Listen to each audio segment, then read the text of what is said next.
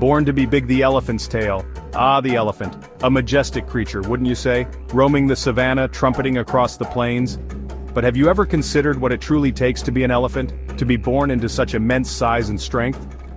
The truth, my friends, is far more challenging, far more awkward than you might imagine. Let us venture now into the heart of the elephant herd and discover why being born an elephant might not be the walk in the park you'd expect. Being born as an elephant? Sounds cool, right? I mean, you get to roam the savannah, live in big herds, and have a trunk for a nose. But trust me, it's not all it's cracked up to be. Imagine, if you will, a gestation period not of mere months but of nearly 2 years. 22 months to be precise. And what a grand entrance they make. Weighing in at a staggering 220 pounds, the newborn calf is less a baby, more a miniature tank. One can only imagine the relief of the mother, finally freed from her monumental burden. You're practically a toddler the moment you exit the womb. For this wobbly infant, standing up is no mean feat. Those seemingly sturdy legs, still unaccustomed to bearing such weight, tremble and buckle beneath the enormity of it all. It's a comical sight perhaps to us outside observers, but for the young calf, it's a desperate scramble to find its footing, to keep up with the ever-moving herd. It's like trying to walk with a backpack full of bricks that you didn't ask for. It's the elephant's lifelong struggle with its own size. Imagine for a moment being a creature of such bulk, navigating a world designed for the nimble and the petite. Every movement is an exercise in cautious clumsiness. Your poor body just doesn't fit in the world the way you want it to. It's kind of like trying to fit a giant into a dollhouse. And indeed, it is a marvel of evolution, a multi-purpose tool unlike any other in the animal kingdom. But for the uncoordinated youngster, it's also a source of constant frustration. Imagine trying to thread a needle with a fire hose. That's the level of dexterity required to master this extraordinary nose. Good luck trying to grab that snack without knocking over an entire tree.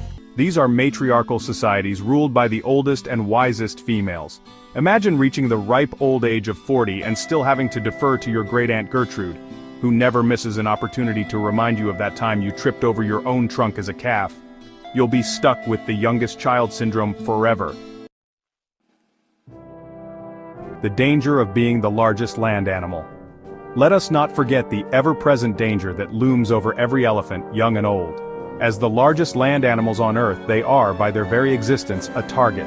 The adults form a protective circle around the calves, their massive bodies and powerful tusks, a formidable defense. Being huge sounds great, but there's always a price to pay when you're on top of the food chain. And yet, despite all these challenges, the elephant perseveres. They may stumble, they may fall, they may even face moments of unimaginable terror, but they rise again, these gentle giants, their spirits unbroken, their bonds unbreakable. Sure, the first few years are tough, but hey, you get a lifetime of family, freedom, and exploring. Life worth living? So we ask ourselves again, would we trade places with the elephant? Would we willingly shoulder the burden of such immense size, such constant danger, such a complex social structure? Perhaps not. And yet, there is an undeniable allure to their way of life, a quiet dignity in their struggle, a profound beauty in their endurance.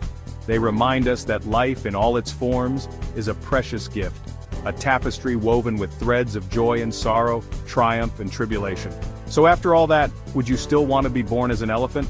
Sure, it's tough, but with all that size, strength and wisdom, maybe being born as an elephant isn't such a bad deal after all. Would you survive the first few years as an elephant? Let us know in the comments.